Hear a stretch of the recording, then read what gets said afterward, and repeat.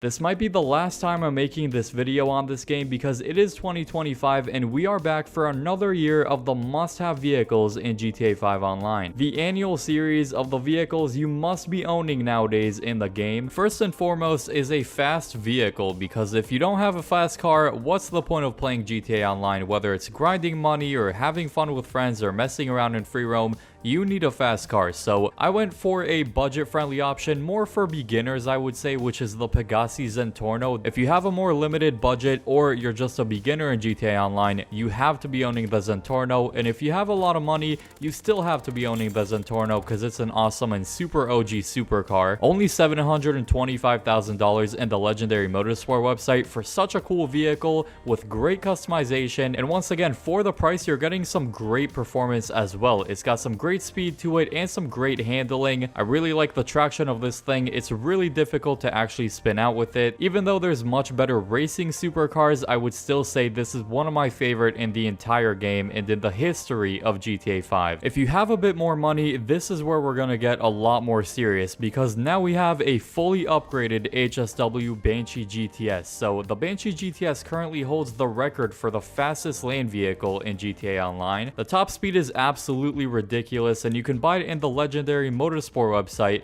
and then upgrade it into HSW inside of the LS Car Meet. If you don't know, to fully upgrade this thing, it's gonna cost a good $4 to $5 million, so this one's definitely a lot more of an expensive version. That's why I wanted to include both an expensive and cheaper version like the Zentorno and the Banshee GTS. And even if you happen to be playing on the old generation consoles like the Xbox One and the PS4, the Banshee GTS is still the fastest land vehicle without HSW as well. So it's pretty much the fastest car no matter what platform you play on, if you play on old gen or current gen. If you happen to have HSW available on your platform, definitely recommend it because it's going to make this car way faster. But it's not the only expensive option I'm going to include for a fast super sports car. This one's going to have a little better handling than the Banshee GTS, but a little slower top speed. The Niobe is another great option for a fast HSW upgradable vehicle. It's definitely noticeable that the traction is much better on the Niobe than the Banshee GTS, so if you're looking for a car for more grip to the road, I would recommend the Niobe. The differences in performance between the Niobe and the Banshee GTS are really slim, so it doesn't matter that much, but both are great cars. Highly recommend both of them. Then moving from land vehicles over to air vehicles. So here's one air vehicle. We got the Titan 250D. Now, depending on when you're watching this video,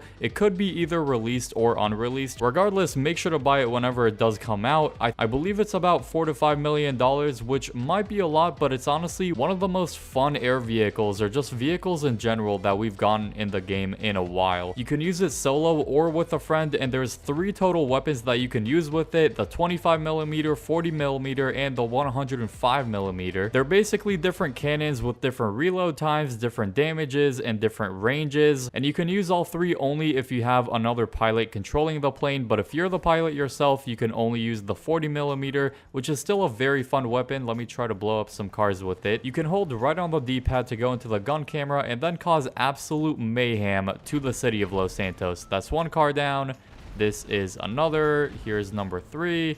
There's a 4th one. Wow, I am not missing any shots right now. It's actually a lot of fun, and if you happen to be in an absolute chaotic GTA Online lobby, this is the perfect vehicle to go with. It takes a good couple of missiles to fully blow it up, but if someone does actually hit the tail of the plane, you're gonna start losing control instantly. So armor-wise, it's not the absolute greatest, but it's not bad. With the Agents of Sabotage DLC, one of the vehicles that got a massive upgrade and just became one of the best vehicles in the game, if not the best. Also, why is that guy standing in the middle of the road? The Terabyte has become arguably the best vehicle in the entire game, with so many different features to it. With the garment factory business, you can take your Terabyte in there and put some beautiful bureau tech on it. They are pretty expensive, so this is for people that have a lot of money, I would say. Collectible scanner basically highlights any collectible you haven't collected and is in the area while you're in the Terabyte. Silent running is going to give you unlimited off the radar as long long as you're sitting still inside of the Terabyte outside. Missile lock-on jammer we're all familiar with. It does the same thing as Amani Tech, where no weaponized vehicle can lock onto you with homing missiles. And then master control terminal is exactly the same thing we have inside of the arcade, so you can access all your different businesses from one screen. On top of that, if you go in the touchpad inside of the actual Terabyte, you can make some money, do some missions, and you also have the player scanner. That's not a part of the Bureau Tech, but it's a really cool feature where basically if you hover over a player in a public session, it does give you all their stats, like most used vehicle, most used weapon. I actually made a whole video on that if you want to go check it out later. Funny enough, to get the next vehicle, you do need a Terabyte first, and that is going to be the Oppressor Mark II. Now, this is ridiculously expensive nowadays. It used to be much cheaper, but Rockstar raised the price to $8 million.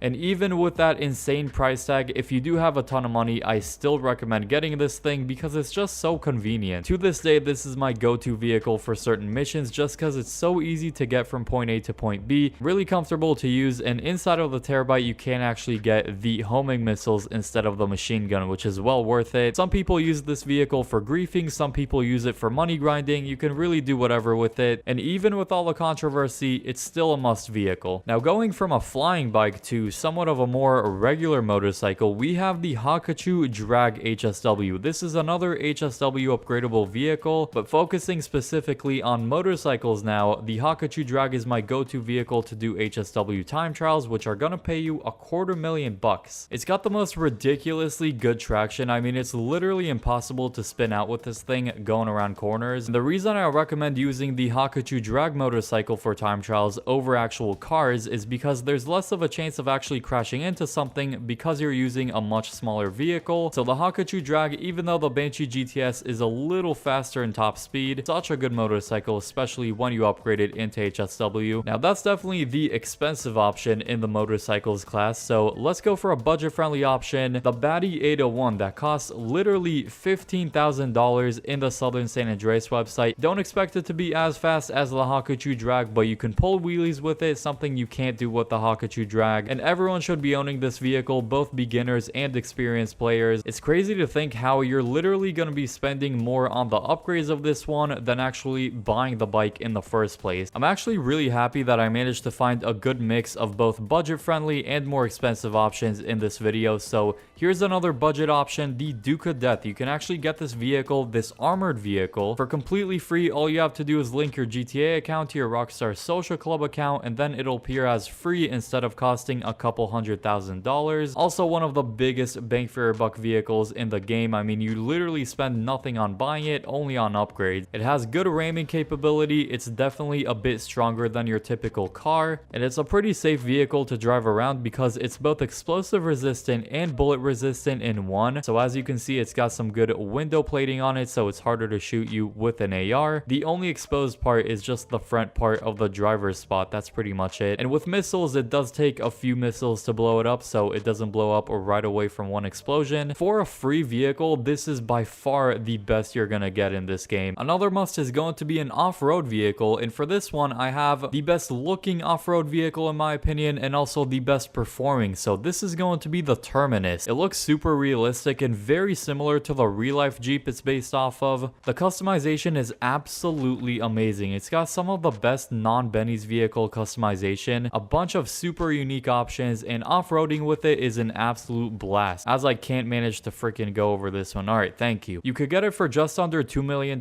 which is pretty expensive for off-road vehicles, but don't you worry, we'll also have a budget-friendly option. Overall though, out of all of the top dogs of the off-road family, I would say the Terminus is the number one. The Camacho is a super cheap off-road vehicle that's actually extremely good for the price of it. It's only $345K in the Southern San Andreas website. It's also got a ton of good customization, and relative to the price, it's super worth the money. Just like some other vehicles on this list, it's also one of the best bang for your buck vehicles in this game by far. If you have a limited budget, the Camacho is a fantastic option. If you have a bit more money and you can spend a few million, go for the Terminus. I really hope you went on to enjoy this video. If you did, leave a like, subscribe if you're new for more awesome videos like these that you don't want to miss. Help us get to 200,000 subscribers. And if you like this video, chances are you're gonna like the one on the screen right now. I hope you all enjoy that video, and peace.